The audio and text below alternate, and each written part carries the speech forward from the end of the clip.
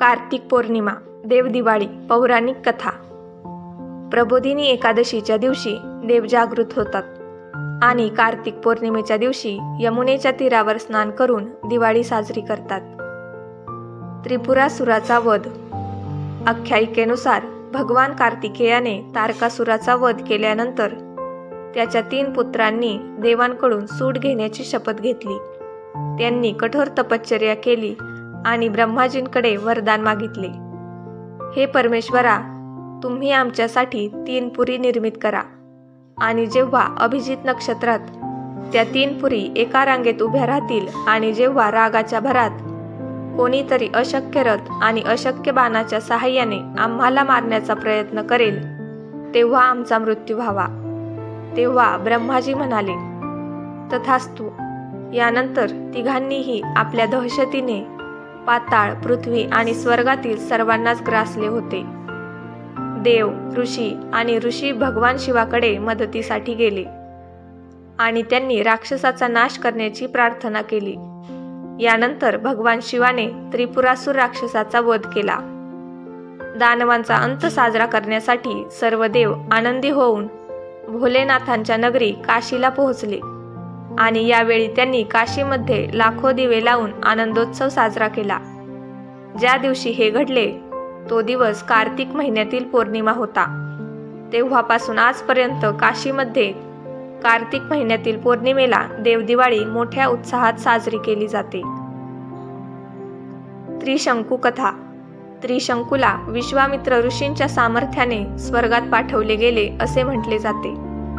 यामुळे देव नाराज झाले आणि त्रिशंकूला देवांनी स्वर्गातून हाकलून दिले. शापित त्रिशंकू लटकतच राहिला. त्रिशंकूला स्वर्गातून हाकलून दिल्याने क्रोधित होऊन विश्वामित्रांनी आपल्या तपश्चर्येच्या जोरावर पृथ्वी, स्वर्ग इत्यादीपासून मुक्त होऊन संपूर्ण नवीन सृष्टी निर्माण करण्यास सुरुवात केली. त्यांनी कुश, माती, उंट, शेळी, मेंढी, नारळ, कोहळा, पाण्याची छाती इत्यादी निर्मितीची प्रक्रिया सुरू केली. या क्रमाने विश्वामित्रांनी उपस्थित ब्रह्मा, विष्णू आणि महेश यांच्या मूर्ती बनवून त्यांना आमंत्रित केले आणि त्यांच्यामध्ये प्राण फुंकण्यास सुरुवात केली. सारी सृष्टी डगमगली. सर्वत्र गोंधळ माजला होता. आक्रोशात देवतांनी राजश्री विश्वामित्रांची प्रार्थना केली. महर्षी प्रसन्न झाले आणि त्यांनी नवीन सृष्टी निर्माण करण्याचा संकल्प मागे घेतला. देव आणि ऋषींमध्ये आनंदाची लहर पसरली. पृथ्वी, स्वर्ग आणि पाताळात सर्वत्र या निमित्ताने दिवाळी साजरी झाली. हा सण आता देवदिवाळी म्हणून ओळखला जातो. भगवान विष्णूच्या जागरणासाठी देवदिवाळी साजरी करतात. असे देखील म्हटले जाते की आषाढ शुक्ल एकादशीपासून भगवान विष्णू 4 महिने योग निद्रामध्ये लीन होतात आणि नंतर ते कार्तिक शुक्ल एकादशीला जागे होतात. त्या दिवशी त्यांचा तुळशी विवाह होतो आणि त्यानंतर योग निद्रातून भगवान विष्णू जागृत झाल्याने सर्व देवी देवता लक्ष्मीनारायणाची महाआरती करून आणि कार्तिक पौर्णिमेला दिवे लावून प्रसन्न होतात. स्वर्गप्राप्तीच्या आनंदात साजरी केली जाते दिवाळी. बाली येथील वामनदेवांनी स्वर्गप्राप्तीच्या आनंदात कार्तिक महिन्यातील पौर्णिमा सर्व देवतांनी मिळून साजरी केली आणि गंगेच्या काठावर दिवे लावले.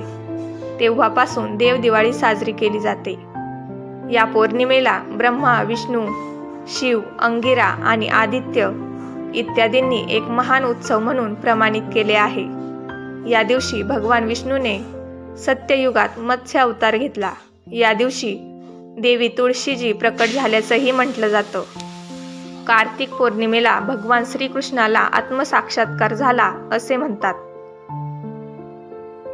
अशाच नवनवीन कथा ऐकण्यासाठी मराठी नॉलेज यूट्यूब चॅनलला लाईक करा, शेअर करा आणि सबस्क्राईब करा.